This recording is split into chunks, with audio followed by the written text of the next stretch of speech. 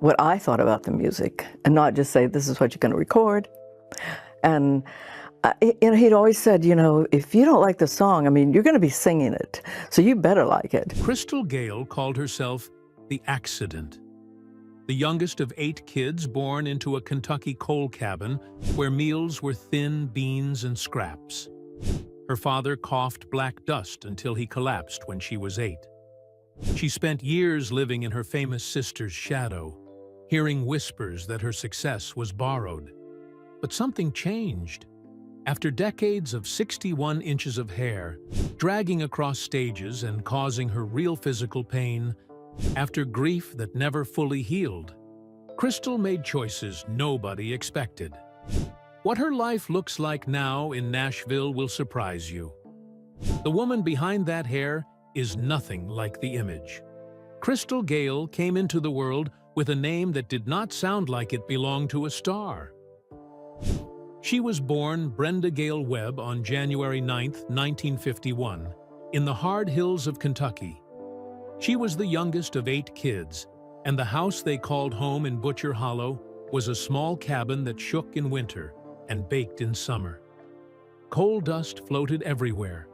It settled on the porch, on clothes, on faces, and it even seemed to settle on hope. Food was never enough, so meals became a routine of thin beans, cornbread scraps, and whatever greens could be pulled from the hills. There was no indoor bathroom, only an outhouse out back. And on cold nights the family pressed together under quilts, while wind slipped through the cracks and whistled like it was searching for warmth too. Because she was born when her parents were already worn down and broke, Brenda grew up hearing jokes that did not feel like jokes. She called herself the accident, not because she wanted pity, but because she could feel the strain her arrival added to a house already running on fumes. Still, even in that struggle, something bright was taking shape.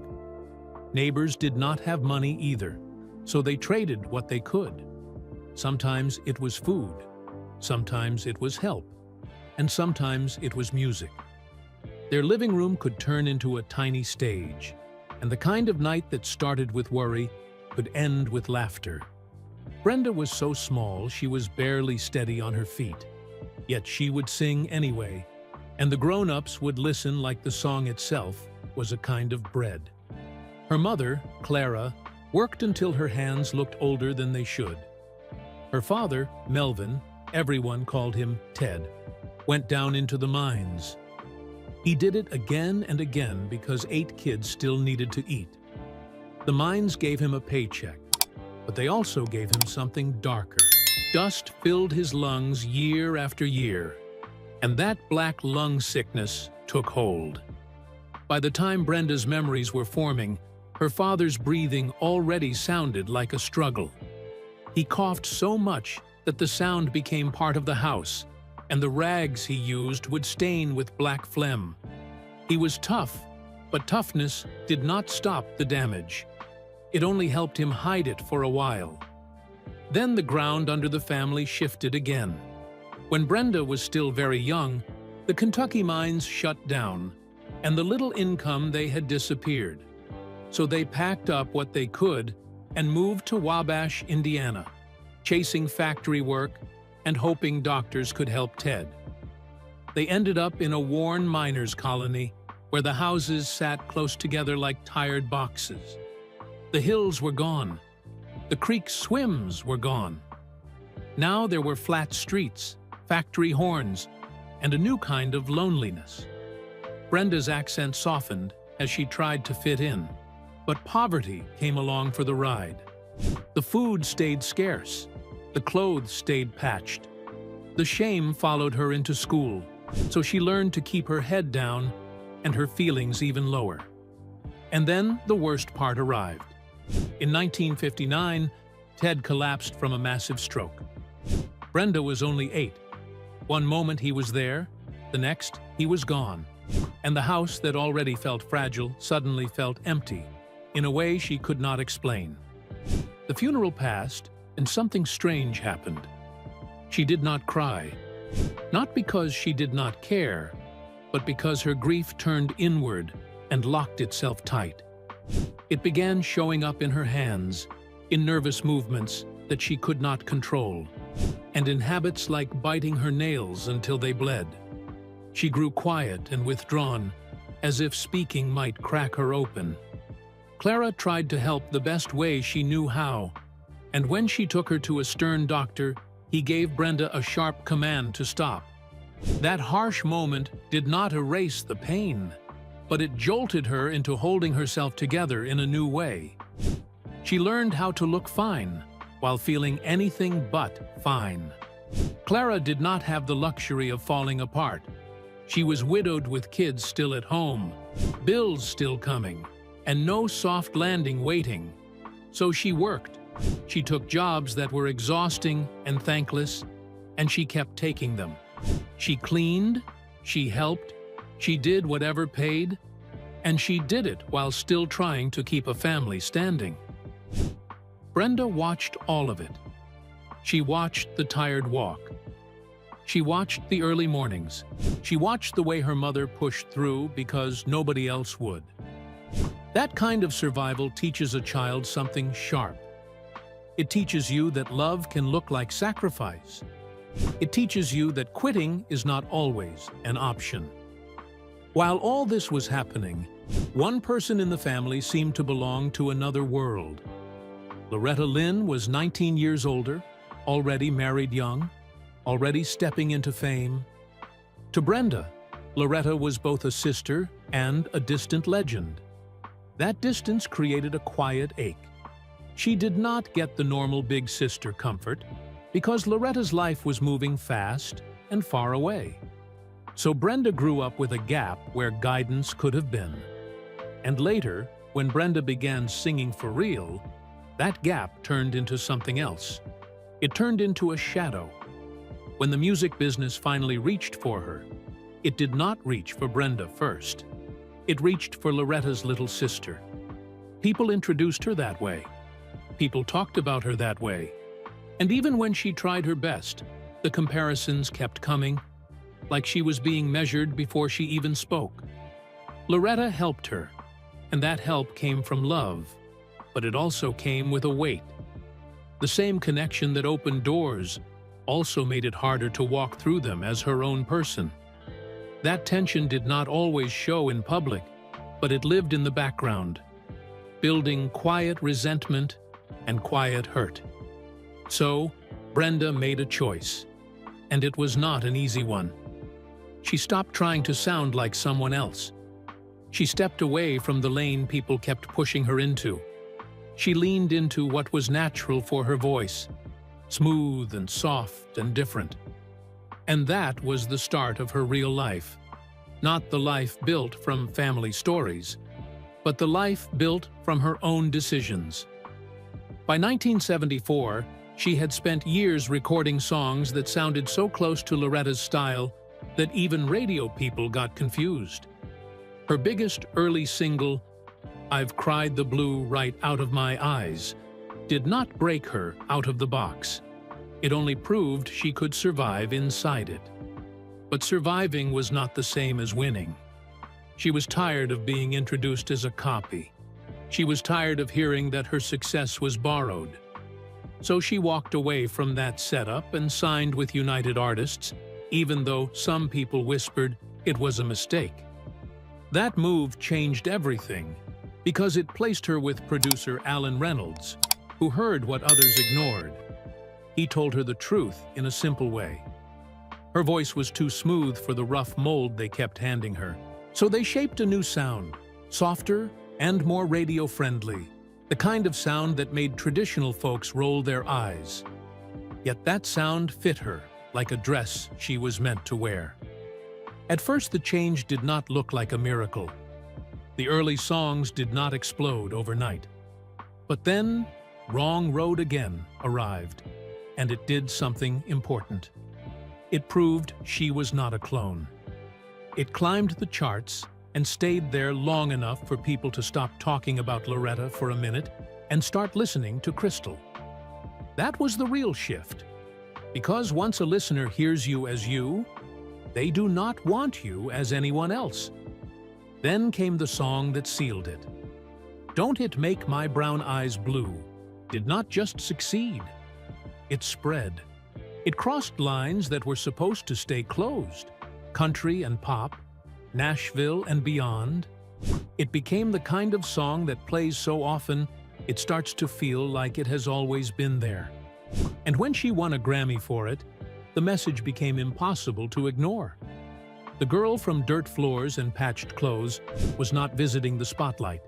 She owned a piece of it. After that, the story kept rolling forward like a river that finally found its path. Hit after hit followed. People stopped saying Loretta's little sister and started saying Crystal Gayle. She built a legacy that stood on its own legs, and she did it with the same grit she learned in those early years when nothing was guaranteed. Even her need for stability, the need that began when her father was taken too soon, showed up in the way she lived. She held on to love. She held on to consistency. She held on to the kind of life that did not vanish overnight. Crystal Gayle's famous floor-length hair did not begin as a publicity trick. It began as something much more personal. In the late 1960s, when she was still a teenager living in Wabash, Indiana, she made a quiet promise to herself that she would never cut her hair again. She was only 16 then, still carrying the weight of a hard childhood after her family had moved from rural Kentucky following her father's death from black lung in 1959. Life at home had never felt simple. There were 7 siblings, very little peace, and always the long shadow of Loretta Lynn hanging over everything. So when young Brenda Gayle Webb, who would later become Crystal Gayle, decided to let her hair grow, it was not really about beauty at first. It was about control. It was about having one part of her life that belonged only to her.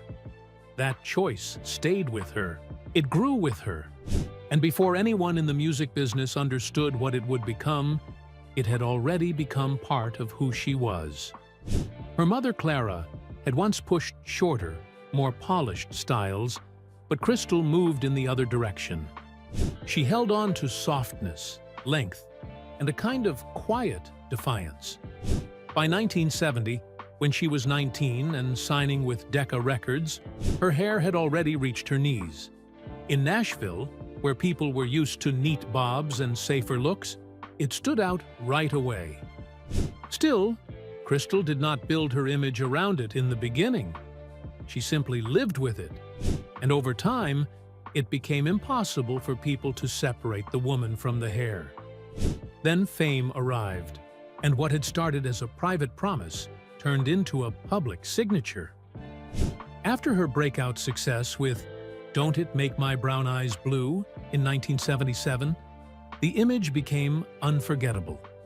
On tour in the late 1970s, her hair swept the stage floor while she sang to sold-out crowds, and fans could not stop staring. It gave her presence before she even opened her mouth. It made people lean forward in their seats. Some whispered from the front row, wondering if it was fake. Crystal usually laughed it off. She knew the questions would come, so she met them with charm.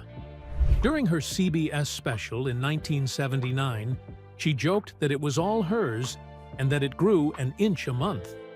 The crowd loved it, and that little line told people everything they needed to know. The hair was real, the image was real, and so was the woman inside it.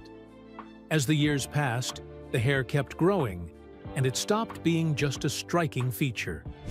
It became a full part of her legend. By the early 1990s, on her 5'2" frame, it truly reached the floor.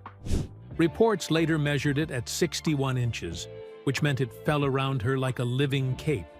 It was beautiful, but it was also inconvenient in ways most people never had to think about. On stage, it brushed the ground. Backstage, it caught on knobs and snagged on anything it passed. In trailers, she had to pin it up just to move around. During performances, she had to keep track of where it was at all times. especially in heels, because one wrong step could turn it from glamour into disaster. That was the hidden side of it. The same thing that made people gasp also made life harder every single day. Caring for it took real time and real patience. She brushed it in sections. She avoided heat tools. She let it air dry, even when that meant hours of waiting before a show. On tour, she wrapped it in silk scarves to keep it from knotting during bus rides. Wind could turn a photo shoot into a mess. Stage lights could become hazards. Doors had to be approached carefully. Chairs, corners, costume hooks, and backstage clutter all became little threats. The hair looked magical from the audience, but from her side, it was work. Constant work. And that work wore on her. By the mid-1980s and into the 1990s, the sheer weight of her hair began to cause real pain. She dealt with headaches. She dealt with neck aches. Even combing it could become exhausting. Before some shows, the time spent washing and drying it left her drained before she even reached sound check. There were moments when the burden felt so heavy that cutting it must have seemed like relief itself. It was no longer just a style. It was something she carried, physically and emotionally, every day. Still, she held on. Part of the reason came from the people around her. Her fans had attached themselves to it. Her image had become so tied to it that the idea of cutting it felt almost unthinkable to them. And the strongest voice of all came from inside her own home. When she considered cutting it back, her daughter pushed back immediately. To her child, cutting that hair would mean cutting away something bigger than appearance. It would mean cutting away a piece of Crystal Gayle herself. That response stayed with her, and once again, the scissors stopped. She trimmed the ends year after year, but never gave up the symbol. That is what makes her hair story so powerful. It was never just about length. It was never just about beauty. It was a teenage promise, then a public trademark, then a burden, then a test of loyalty to herself. It outlasted record deals, trend shifts, different musical eras, and even the changing ways the industry looked at women. By the time she stood on major stages in later years, people still noticed it before almost anything else. Even when other artists honored her, even when crowds roared for her voice and her songs, the cameras kept drifting back to that impossible river of hair. At times, it seemed to shine almost as brightly as the career itself. And yet, the deeper truth is that the hair only became so iconic because Crystal herself gave it meaning. She turned inconvenience into identity. She turned pain into persistence. She turned something private into something unforgettable. That is why people never stopped talking about it. It was not just long, it lasted. And in lasting, it told the world something important about her. She could carry more than most people knew. That quiet strength did not begin with fame either. It began much earlier, in loss. Crystal Gayle was born Brenda Gayle Webb on January 9, 1951, in Paintsville, Kentucky, the youngest of 8 children. Her father, Melvin Ted Webb, worked in the coal mines, and the work slowly destroyed his health. The family lived with poverty, instability, and the constant pressure of survival. When she was still a child, they moved north to Indiana, hoping for better conditions and better chances. But the move did not erase what followed. Her father died when she was very young, and that loss settled into the center of the family.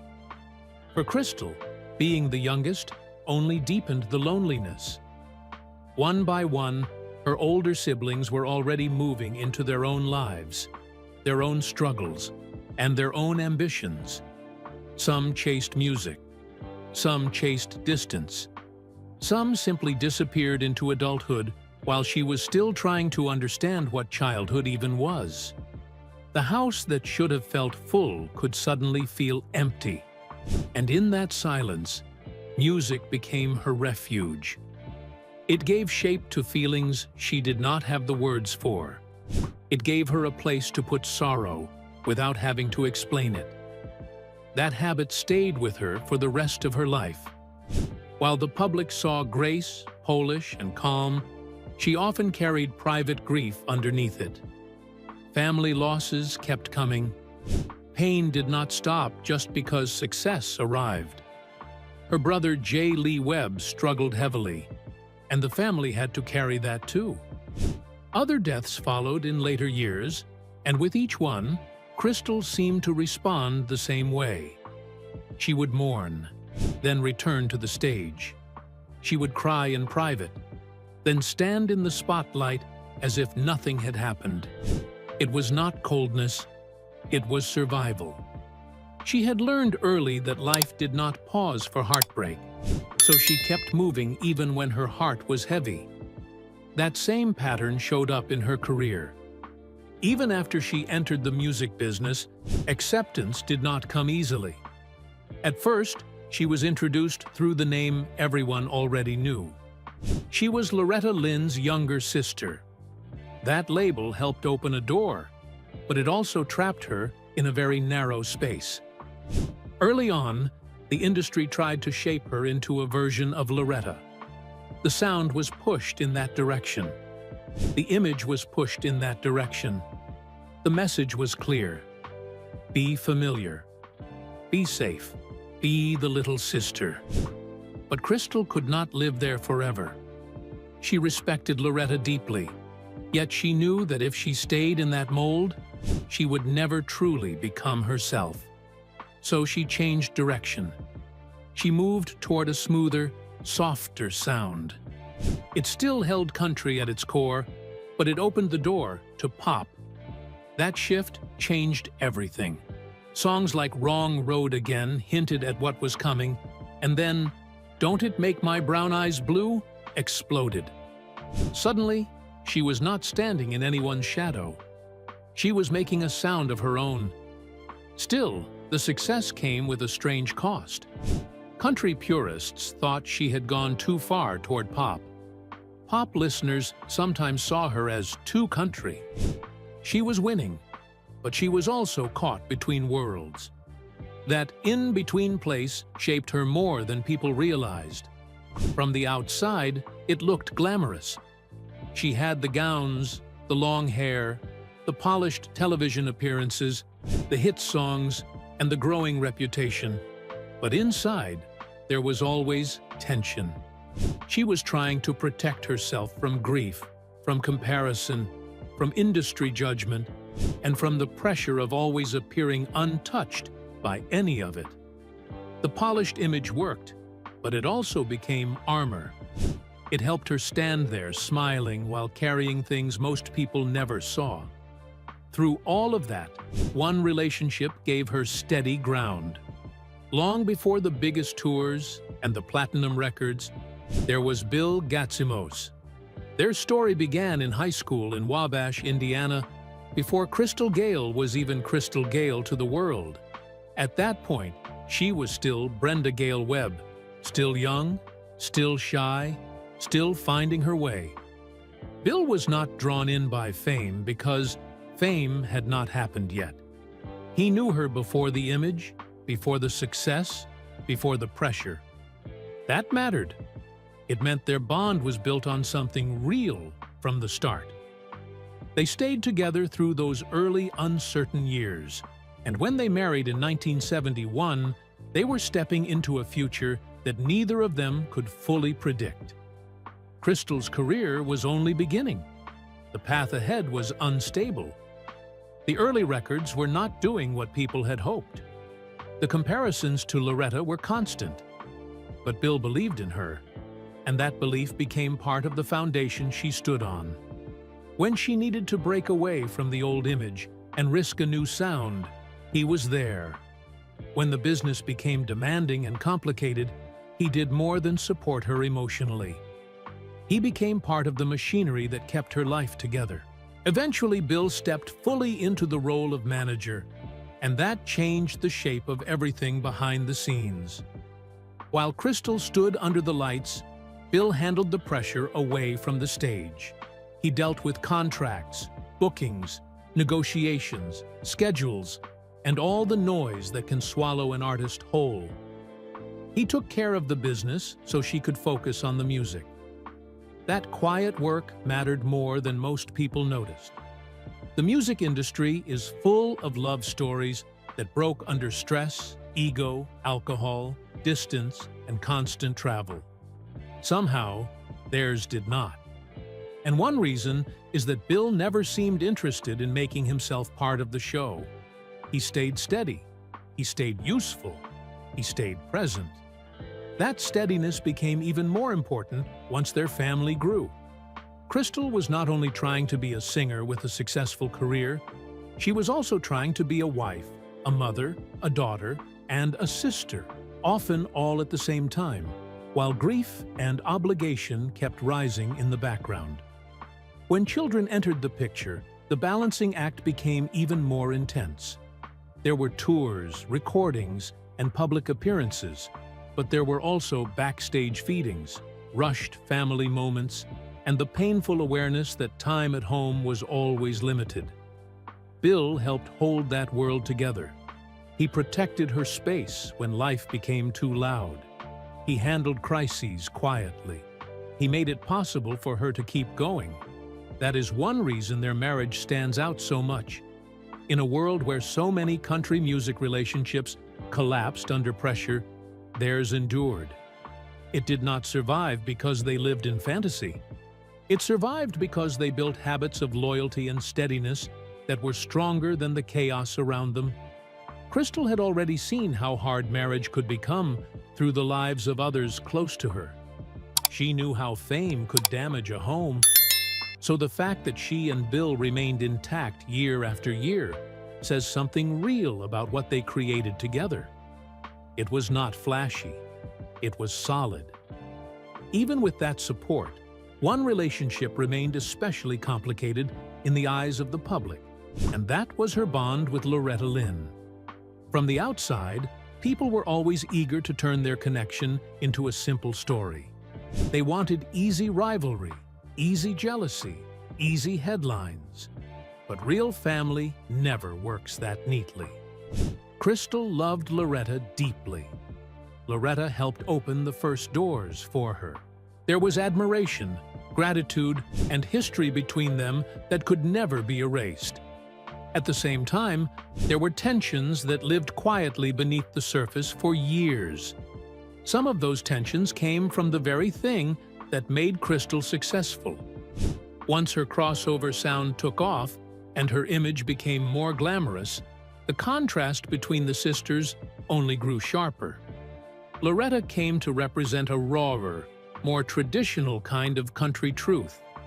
Crystal came to embody polish, softness, elegance, and crossover appeal. The public noticed, the industry noticed, and of course the family felt it too. That did not mean they stopped loving each other.